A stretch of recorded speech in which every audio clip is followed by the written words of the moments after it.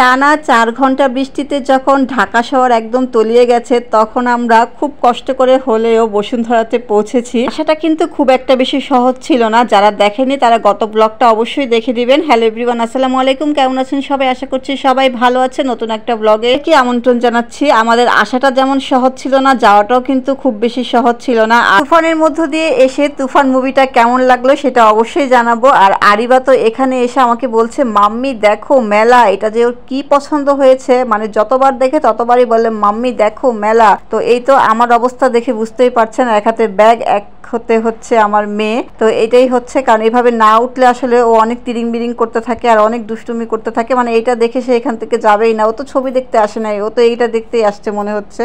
তো একটু বাচ্চাদেরকে খাইয়ে নিলাম, কারণ হচ্ছে 1:50-এর মতো বেজে যাচ্ছে। 1:50-এ কিন্তু আমাদের শো শুরু হয়ে যাবে, আমাদের দেরি হয়ে যাচ্ছে। ওদের বাবা বারবার বলছে তাড়াতাড়ি খাও তোমরা। আসলে শুরুতে আমাদের এই খাবারটা নেওয়া উচিত হয় নাই, কারণ বাচ্চারা হচ্ছে খেতে পাচ্ছিল না, খুব তাড়া দিচ্ছিল ওদের বাবা। এর মধ্যে হচ্ছে আমাদের শো শুরু হয়ে যাচ্ছিল। তো আসলে এই খাবারটা হচ্ছে টিকিট দেওয়ার পর আমাদের নেওয়া উচিত ছিল, তাহলে আমরা ভিতরে আসলে নিয়ে যেতে পারতাম। পপকর্নের লাইন আর এইদিকে হচ্ছে সিনেমাতে ঢুকার লাইন। মানে কি বলবো, আমরা আসলে অনেকটা লেট হয়ে গিয়েছে আসতে আসতেই। যাই হোক, ভিতরে ঢুকতে ঢুকতে অলরেডি ছবি শুরু হয়ে গিয়েছে।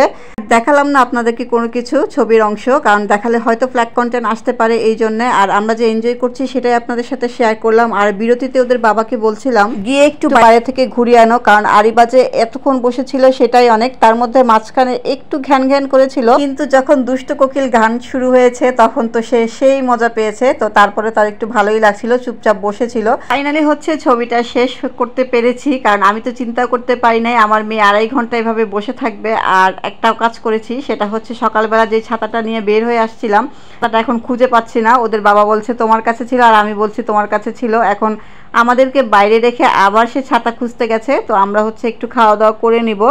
আরোহী একটা স্পাইসি ডোসার প্লেটার নিয়েছে, যেটা সে একা শেষ করতে পারে নাই, তার বাবা তার সাথে খেয়েছে। আর আরিবাই হচ্ছে কিছুই খাবে না, সে এখানে হচ্ছে মেনু কার্ড মুখস্থ করছে। মেনু কার্ড মুখস্থ করছে, বাসায় যে আমাকে পড়ে শোনাবে। আর ছবির কথা যেটা বলছিলাম, ছবি যারা এখন পর্যন্ত দেখেন নাই অবশ্যই দেখবেন। বাংলাদেশে এরকম ছবি আসলে আমার মনে হয় আমি প্রথম দেখলাম, কারণ ছবিটা হচ্ছে সাসপেন্সে ভরা। এর পরের স্ক্রিন কি হবে বা এর পরে কি হবে সেটা হচ্ছে আমরা বাংলা সিনেমায় দেখা যায় অর্ধেক দেখলেই বলতে পারি যে এরপরে কি হবে, আর দেখতে হবে না। কিন্তু এইটা আপনি যতই দেখতে থাকেন না কেন, আপনি বলতে পারবেন না যে পরে কি হবে। লাস্টে যখন আমরা বের হয়েছি তখনও কিন্তু আমরা একটা সাসপেন্স নিয়ে বের হয়েছি, কারণ হচ্ছে পার্ট 2-তে কি হবে সেটা আমরা জানি না। পার্ট 2 তো অবশ্যই হবে, কারণ টু বি কন্টিনিউ লেখা আছে। আর এমন একটা জায়গায় ছবিটা শেষ করা হয়েছে যেখানে হচ্ছে সবাই পার্ট 2 অবশ্যই দেখতে যাবে যে কেন এরকম হলো ছবিটাতে। তো যাই হোক, আর কিছুই বলবো না, ডিটেলস আপনারা অবশ্যই দেখে নেবেন। খুবই মজা পেয়েছে ছবিটা দেখে। আর আরোহীর বাবার কাছে ভালো লাগে নাই, কারণ সে তো রোমান্টিক ছবি দেখতে গিয়েছিল, গিয়ে দেখে যেটা অ্যাকশন ছবি। তো এটা তার কাছে একদমই ভালো লাগে নাই। তুফান যেহেতু ছবির নাম, আমি বুঝেই গিয়েছিলাম এটা অ্যাকশন টাইপ ছবি হবে, কিন্তু আরোহীর বাবা আসলে ভাবছিল এটা রোমান্টিক ছবি, কারণ সে 2টা গান শুনেছিল। তো গান 2টাতে তার কাছে মনে হয় খুব রোমান্টিক ছবি হবে। তো যাই হোক, এটা হচ্ছে অ্যাকশন টাইপ ছবি। আপনারা যারা অ্যাকশন মুভি পছন্দ করেন তাদের কাছে তো অনেক ভালো লাগবে।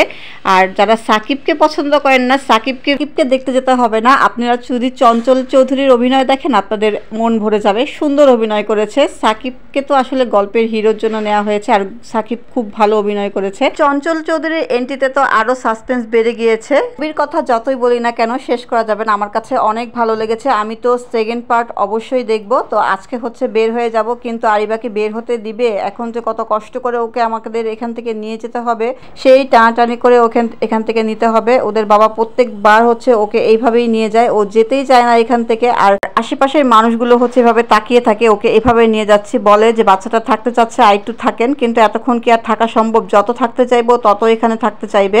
তো আমাদের যাওয়ার সময়টা অনেকটা হচ্ছে সমস্যা হয়ে গিয়েছিল। একে তো সিএনজি পাই নাই, তো একটা লোক বলছিল যেভাবে পাচ্ছেন, যত ভাড়ায় পাচ্ছেন চলে যান, কারণ রাস্তার অবস্থা অনেক খারাপ। এখন পর্যন্ত সকাল থেকে পানি নামে নাই। আর আমরা যেখান দিয়ে যাচ্ছি কি বলবো, মৌচাক, মালিবাগ, শান্তিনগর সব রাস্তা হচ্ছে এখন পর্যন্ত ডুবে আছে। আর আমার মেয়ে কিন্তু এখন ঘুমিয়ে গেছে। ফাইনালি এত কষ্ট করে আসাটা কিন্তু আমাদের সার্থকই হয়েছে। তো আজকে এই পর্যন্তই। সবাই ভালো থাকবেন, সুস্থ থাকবেন। ভালো লাগলে ছোট্ট একটা কমেন্ট করবেন।